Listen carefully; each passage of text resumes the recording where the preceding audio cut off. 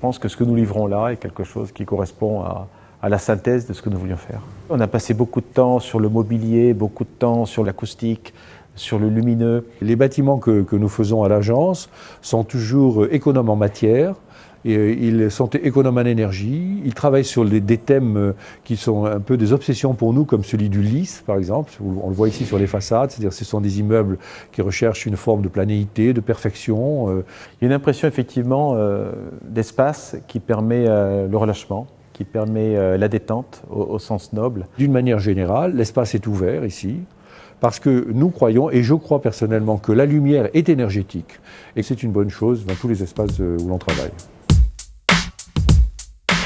Que les personnes puissent sortir au grand air, avoir un espace plus lumineux. Autour d'un plan d'eau, autour de plantes, autour de pins, autour de rochers. Il y a probablement un côté un peu japonisant dans cet espace. Un immeuble intelligent, c'est simplement un immeuble qui est capable de s'adapter aux questions qu'on lui pose. Et on va lui poser des questions concernant son comportement vis-à-vis du climat, ses consommations énergétiques, son adaptation et sa flexibilité au mouvement de l'entreprise, la lumière sur le plan de travail. Donc tout ça, ce sont des questions que l'on pose à l'immeuble et il est intelligent s'il arrive à répondre à toutes ces questions.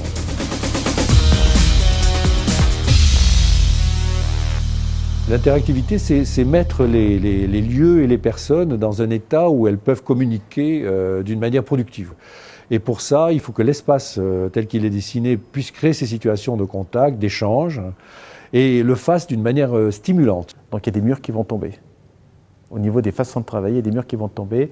Et là, je pense qu'il y aura un deuxième événement. Le premier sera la reconnaissance du site, et le deuxième sera la reconnaissance que de nouvelles façons de travailler sont en train d'émerger.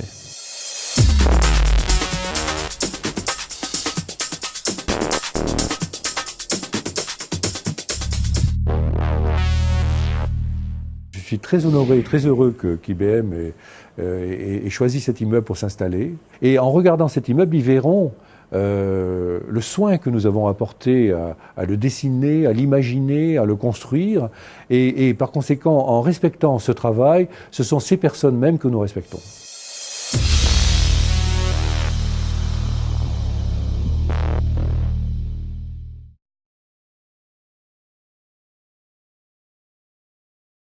Qui permet la détente au sens noble. D'une manière générale, l'espace est ouvert ici, parce que nous croyons, et je crois personnellement, que la lumière est énergétique et que c'est une bonne chose dans tous les espaces où l'on travaille.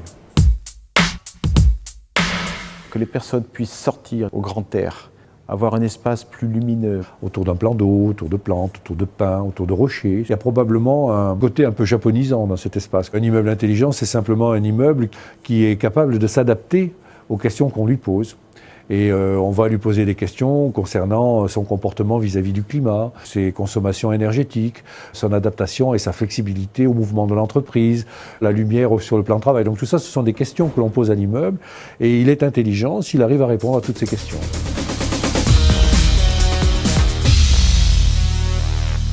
L'interactivité, c'est mettre les lieux et les personnes dans un état que nous voulions faire.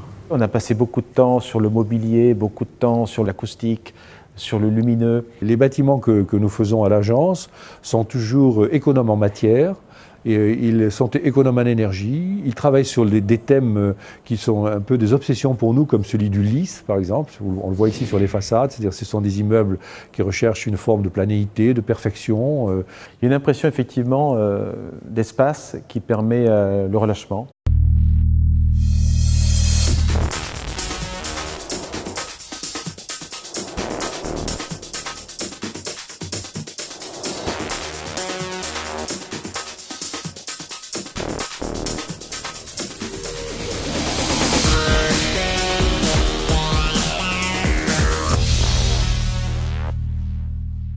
Je pense que ce que nous livrons là est quelque chose qui correspond à la synthèse de ce que... Où elles peuvent communiquer d'une manière productive. Et pour ça, il faut que l'espace tel qu'il est dessiné puisse créer ces situations de contact, d'échange, et le fasse d'une manière stimulante. Donc il y a des murs qui vont tomber. Au niveau des façons de travailler, il y a des murs qui vont tomber. Et là, je pense qu'il y aura un deuxième événement. Le premier sera la reconnaissance du site, et le deuxième sera la reconnaissance que de nouvelles façons de travailler sont en train d'émerger.